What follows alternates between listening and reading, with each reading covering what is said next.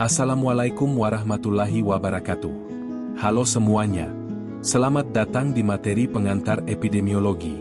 Pada hari ini, kita akan membahas apa itu epidemiologi, mengapa penting, dan bagaimana konsepnya digunakan untuk memahami penyebaran penyakit di masyarakat.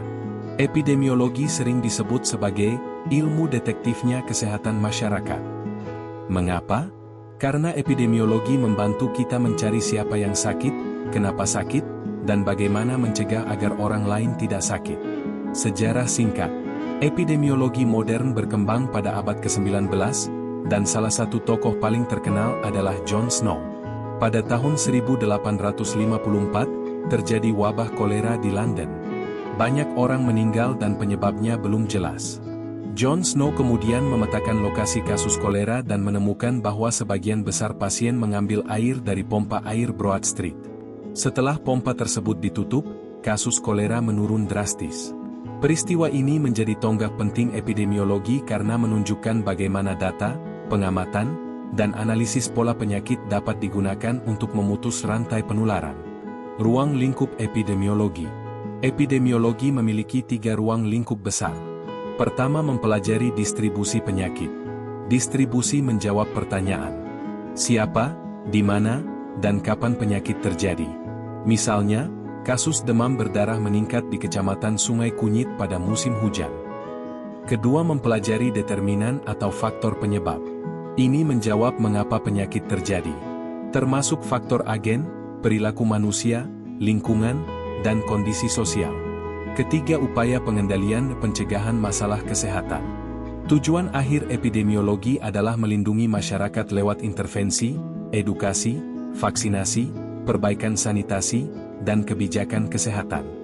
Konsep dasar epidemiologi. Pertama adalah model agent, host, environment. 3 komponen penting yang mempengaruhi penyakit. Agent, penyebab penyakit, virus, bakteri, bahan kimia. Host, manusia yang terpapar agen. Environment, kondisi lingkungan yang mendukung terjadinya penyakit, sanitasi buruk, udara lembab, genangan air. Ketika ketiganya saling berinteraksi, terjadilah penyakit. Kedua, chain of infection atau rantai penularan. Ada 6 mata rantai penularan penyakit. 1. Agen. 2. Reservoir. 3. Portal of exit. 4. Mode of transmission. 5. Portal of entry. 6. Host yang rentan. Jika satu saja mata rantai diputus, misalnya dengan cuci tangan atau desinfeksi, maka penularan dapat dihentikan. 3. Natural history of disease. Bagaimana penyakit berkembang mulai dari ke-1. Tahap prepatogenesis adalah belum sakit, hanya ada faktor risiko. Kedua, tahap patogenesis adalah ketika agen masuk tubuh kemudian gejala muncul maka terjadi komplikasi. Konsep ini penting untuk menentukan intervensi, promotif, preventif, kuratif, dan rehabilitatif. 4. Istilah-istilah epidemiologi. Incidence adalah jumlah kasus baru dalam periode tertentu. Prevalence adalah seluruh kasus, lama ditambah baru, pada satu waktu.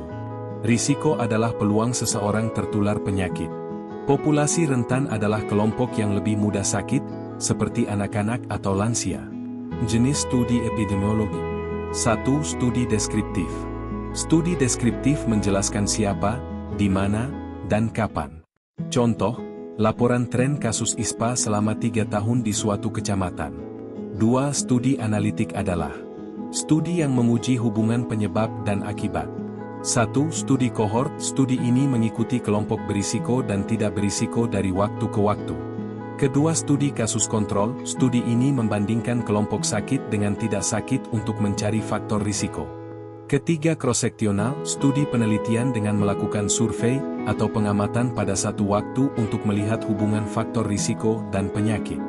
Jenis penelitian yang ketiga adalah studi eksperimental. Caranya peneliti memberikan intervensi. Contoh, uji klinis vaksin baru. Contoh kasus. Mari ambil contoh sederhana. Di suatu desa terjadi peningkatan kasus diare pada anak-anak. Melalui pendekatan epidemiologi, kita dapat menganalisis distribusi terjadi pada anak usia 1 sampai dengan 5 tahun, terutama di Dusun A.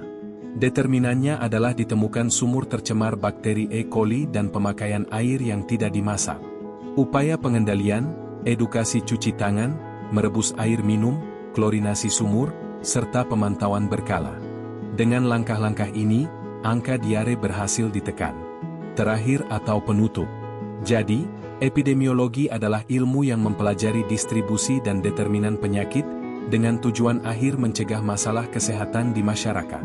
Pada materi selanjutnya, kita akan masuk ke konsep distribusi determinan penyakit secara lebih mendalam. Alhamdulillah, materi kita hari ini sudah selesai. Semoga bermanfaat dan membawa keberkahan untuk kita semua. Jangan lupa like, share, dan subscribe agar semakin banyak yang mendapatkan ilmu. Terima kasih sudah menonton, dan sampai jumpa di video berikutnya. Wassalamualaikum warahmatullahi wabarakatuh.